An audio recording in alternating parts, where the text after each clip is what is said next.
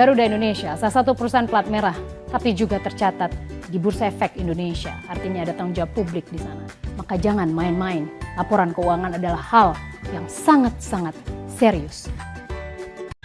Assalamualaikum warahmatullahi wabarakatuh.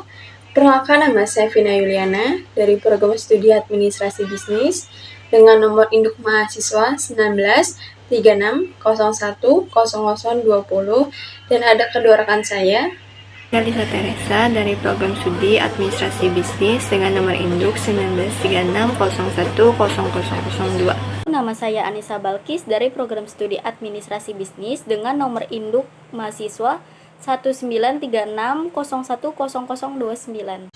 Pada kesempatan kali ini, kami akan membahas kasus atau permasalahan yang terjadi pada PT Garuda Indonesia. PT Garuda Indonesia adalah salah satu maskapai penerbangan yang berkantor pusat di Bandar Udara Soekarno-Hatta, yang dimana merupakan sebuah perusahaan terbesar, namun tidak menutup kemungkinan bahwa perusahaan tersebut tidak memiliki masalah. Jadi pada kesempatan kali ini, saya beserta teman-teman saya akan membahas kasus atau masalah yang terjadi pada PT Garuda Indonesia.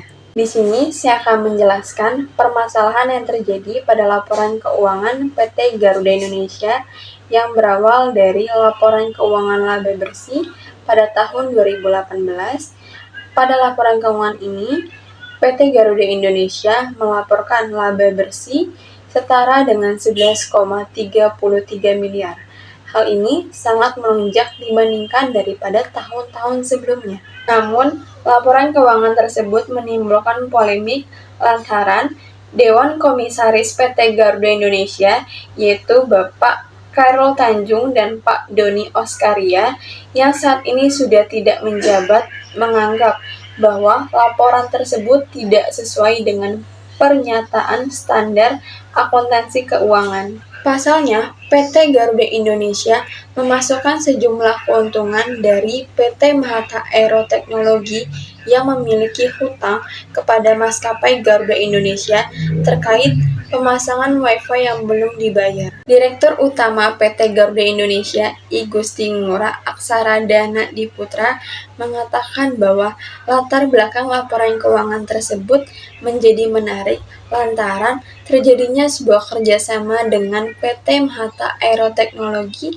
yang dimana PT Mahata Aero Teknologi menyediakan Wi-Fi onboard yang dapat dinikmati oleh seluruh kalangan secara gratis. Kerjasama pada tanggal 31 Oktober 2018 mencatat pendapatan masih berupa piutang sekitar 200 juta dolar dari PT Mahata Aero Teknologi. Dari jumlah itu, sekitar 28 juta dolar merupakan bagi hasil yang seharusnya dibayarkan ke PT Mahata Aero Teknologi. Pada kasus ini, Otoritas Jasa Keuangan atau OJK memutuskan bahwa PT Garuda Indonesia telah melakukan kesalahan penyajian laporan keuangan tahunan per 31 Desember 2018. Nah, kemudian untuk kondisi Garuda Indonesia saat ini bagaimana sih? Kita lihat dari kondisi keuangannya. Garuda Indonesia diungkapkan bahwa kondisi keuangannya mempunyai ekualitas negatif sebesar 2,8 miliar dolar AS atau sekitar 40 triliun per September 2021. Nah, ini berarti perusahaan mempunyai hutang yang lebih besar dibandingkan asetnya. Kemudian untuk liabilitas atau kewajiban Garuda Indonesia mencapai 9,8 miliar dolar AS, sedangkan asetnya hanya sebesar 6,9 miliar dolar AS. Nah, kemudian Garuda Indonesia saat ini juga mempunyai hutang perusahaan. Liabilitas Garuda Indonesia mayoritas berasal dari utang kepada lessor yang nilainya mencapai 6,35 miliar dolar AS. Perusahaan berhutang kepada bank sekitar 967 juta dolar AS dan utang dalam bentuk obligasi wajib konversi. Nah, kemudian untuk pemangkasan rute dan jumlah pesawatnya saat ini, untuk penerbangan Garuda Indonesia akan semakin langka pada tahun depan. Ini dikarenakan pemangkasan rute penerbangan dan jumlah pesawat secara signifikan sebagai upaya menyehatkan kembali kondisi keuangan perusahaan itu sendiri. Nah, kemudian untuk maskapai ini secara masih akan berfokus pada rute-rute penerbangan domestik, sedangkan untuk rute penerbangan internasional dikurangi secara signifikan. Kemudian untuk rute internasional hanya dibuka untuk beberapa tujuan saja, dengan sebagian besar dikarenakan adanya volume kargo perjalanan ke luar negeri yang dipangkas seperti Amsterdam, London, hingga Korea Selatan. Nah, kemudian untuk rute penerbangan Garuda Indonesia di tahun ini atau tahun 2022. Garuda Indonesia hanya akan mempunyai 140 rute penerbangan di 2022 atau berkurang 97 rute penerbangan dibandingkan 2019 yang mempunyai 237 rute penerbangan. Nah, berkurangnya rute penerbangan membuat perusahaan memangkas jumlah pesawat. Nah, ini hanya akan dioperasikan 134 pesawat di tahun depan atau berkurangnya 68 pesawat dibandingkan 2019. Kemudian tak hanya itu, jenis pesawat juga akan dikurangi dari 13 menjadi 7 saja. Dikarenakan banyaknya jenis pesawat yang digunakan akan menambah beban keuangan perusahaan karena kompleksnya perawatan yang harus dilakukan. Nah, kemudian untuk saat ini juga Garuda Indonesia juga memiliki daftar utang bank. Maskapai penerbangan Garuda Indonesia mempunyai kredit dari sejumlah bank seperti Bank Negara Indonesia. Tercatat total exposure kredit ke grup Garuda sebesar 5,2 triliun per September 2021. Nah, pembiayaan ini terdiri dari 2,3 triliun untuk induk perusahaan dan sekitar 2,8 triliun kepada anak perusahaan yang bergerak di bidang perawatan pesawat. Nah, kemudian untuk yang sudah dijelaskan tadi, bisa dibilang Garuda Indonesia itu bangkrut jika dilihat secara teknisi. Namun secara legal, Garuda Indonesia belum bangkrut. Oleh sebab itu, pemerintah saat ini tengah berupaya untuk mencari jalan keluar agar keuangan Garuda Indonesia bisa sehat kembali.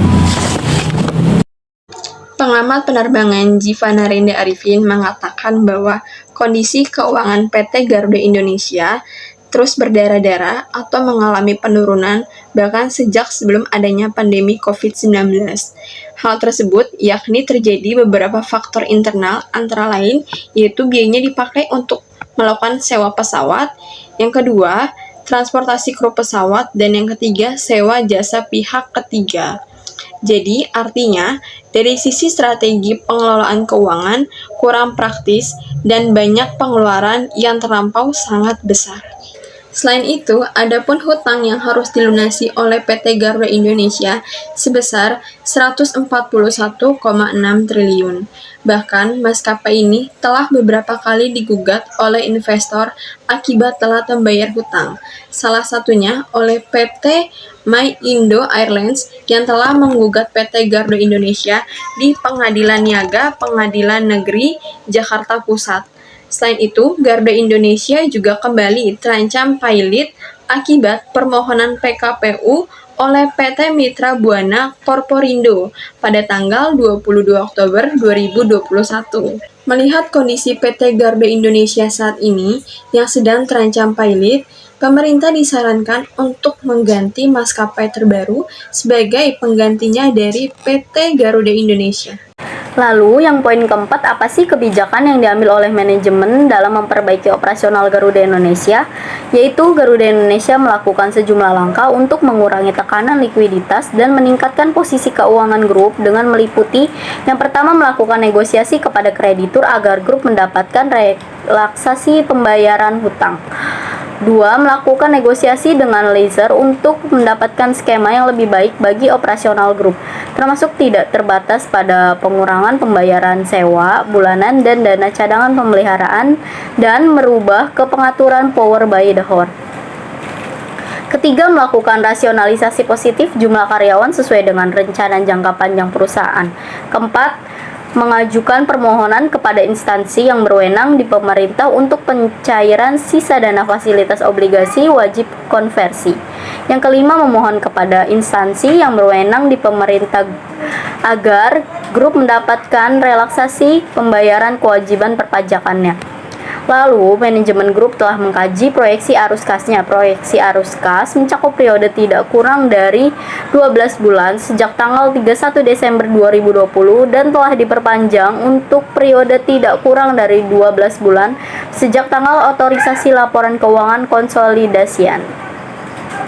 Serta manajemen grup berpendapat bahwa dengan mempertimbangkan rencana dan langkah-langkah tersebut di atas, grup akan memiliki sumber keuangan yang cukup untuk melanjutkan kelangsungan usahanya. Dan oleh karena itu, penyusunan laporan keuangan konsolidasian grup dengan dasar kelangsungan usaha adalah tepat paparnya. Namun demikian, keterlaksanaan dan efektivitas rencana manajemen dalam memperbaiki kondisi keuangan grup akan bergantung pada asumsi-asumsi berikut ini. Pertama, seluruh kreditur akan menyetujui relaksasi pembayaran utang. Kedua, lessor akan menyetujui untuk negosiasi restrukturisasi kewajiban sewa. Ketiga, kemampuan grup melakukan rasionalisasi positif jumlah dan biaya karyawan sesuai dengan rencana jangka panjang grup. Keempat, bahwa pemegang saham akan terus memberikan dukungan finansial kepada grup. Terakhir, bahwa Direktorat Jenderal Pajak akan menyetujui relaksasi pembayaran kewajiban perpajakan grup. Jika Garuda tidak dapat merealisasikan rencana dan tindakan yang disebutkan di atas, grup mungkin tidak dapat terus beroperasi sebagai keberlangsungan usahanya.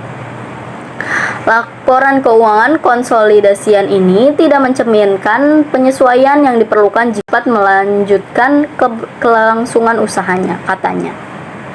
Di sisi lain, pemerintah melalui Kementerian Badan Usaha Milik Negara atau BUMN secara aktif mendukung grup melalui sejumlah tindakan seperti membentuk tim percepatan restrukturisasi PT Garuda Indonesia Persero Tbk dengan anggota dari Kementerian BUMN dan direksi serta manajemen senior Garuda.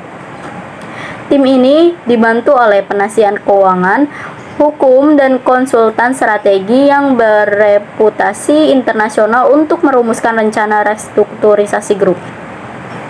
Selain itu, mendorong bank-bank pemerintah agar tidak menarik fasilitas kredit yang telah diberikan kepada grup. Kementerian BUMN juga mengeluarkan program investasi pemerintah dalam rangka pemulihan ekonomi nasional atau IPPEN yang diwujudkan melalui pemberian pinjaman kepada grup sejumlah 1 triliun melalui LPI di tahun 2020 dan fasilitas OWK 8,5 triliun di bulan Desember 2020, di mana 1 triliun telah dicairkan pada Februari 2021. Kementerian BUMN juga memberikan surat dukungan atau support letter kepada Kementerian Keuangan sehubungan dengan penerbitan OWK oleh PT Garuda Indonesia Persero Tbk. Poin kelima, jika kami menjadi manajemen Garuda Indonesia, kebijakan yang akan kami ambil dalam penyelamatan Garuda Indonesia adalah: pertama, refocusing bisnis charter cargo guna memenuhi kebutuhan masyarakat, antara lain distribusi logistik dalam rangka sebagai bagian dari percepatan pemulihan ekonomi nasional. Kinerja lini bisnis kargo ini terbukti menunjukkan pertumbuhan yang cukup baik dan konsisten sepanjang tahun 2020. Walaupun saat ini kontribusi kargo pada maskapai ini belum mampu menutup kehilangan kontribusi penumpang, namun pengalihan bisnis yang dilakukan Manajemen merupakan langkah strategis yang berpotensi menggeser pendapatan usaha dari penumpang ke pendapatan usaha dari kargo pada masa mendatang. Kedua, menutup rute penerbangan yang kurang menguntungkan dan hanya melayani penerbangan tertentu dengan margin yang menguntungkan. Selain itu, pengurangan rute ini juga dipengaruhi oleh pemangkasan jumlah pesawat yang beroperasi akibat sebagian besar sudah ditahan oleh leaser karena tidak mampu membayar sewa pesawat. Ketiga, restrukturisasi utang sewa pesawat dengan 31 leaser pesawat sebesar 90,14 triliun yang ditempuh baik melalui negosiasi di dalam pengadilan dalam tempo 270 hari maupun melalui luar pengadilan. Pilihan negosiasi di pengadilan bukan tanpa resiko. Perusahaan ini akan digugat pailit oleh leaser. Namun negosiasi disertai dengan tawaran rencana bisnis baru dan transformasi bisnis yang menarik menjadi pilihan terbaik untuk menyelamatkan Garuda Indonesia walaupun membutuhkan proses waktu. Apabila berhasil, restrukturisasi ini dapat mengurangi 65% dari total utang Garuda Indonesia. Kemudian keempat, pengurangan kualitas pesawat sewaan dari 119 unit dan penurunan harga sewa hingga 50% kepada lessor. Kemudian kesepakatan dengan lessor terkait kualitas pesawat sewaan dan harga sewa yang mahal perlu ditinjau kembali sehingga akar masalah dari perusahaan dapat diatasi. Kemudian yang kelima, ada menawarkan utang baru kepada kreditor atau megang sukuk global dengan menawarkan rencana bisnis ke depan pasca restrukturisasi. Kemudian beberapa opsi antara lain obligasi tanpa bunga hingga jatuh tempo atau zero coupon bonds, obligasi baru berkupon rendah dengan kombinasi konversi utang ke ekuitas. Kemudian pendanaan yang baru dari surat utang yang baru sangat dibutuhkan untuk menjalankan dan mempertahankan kegiatan operasional Garuda Indonesia. Mitigasi lain adalah investasi pemerintah dalam program pemulihan ekonomi nasional tahun 2020 sebesar 8,5 triliun dalam bentuk obligasi wajib konversi dengan tenor maksimal 7 tahun dan direncanakan terbit bertahap selama tahun 2020 sampai 2023. Persoalan restrukturisasi utang Garuda Indonesia memerlukan dukungan politik melalui Komisi 6 DPR RI. Dukungan tersebut diperlukan untuk yang pertama, mendukung keberhasilan proses restrukturisasi utang melalui jalur hukum sehingga persoalan utang Garuda Indonesia dapat diselesaikan dengan baik. Kemudian mendorong proses restrukturisasi internal yang dilakukan oleh Garuda Indonesia untuk menciptakan tata kelola perusahaan yang baik. Thanks for watching.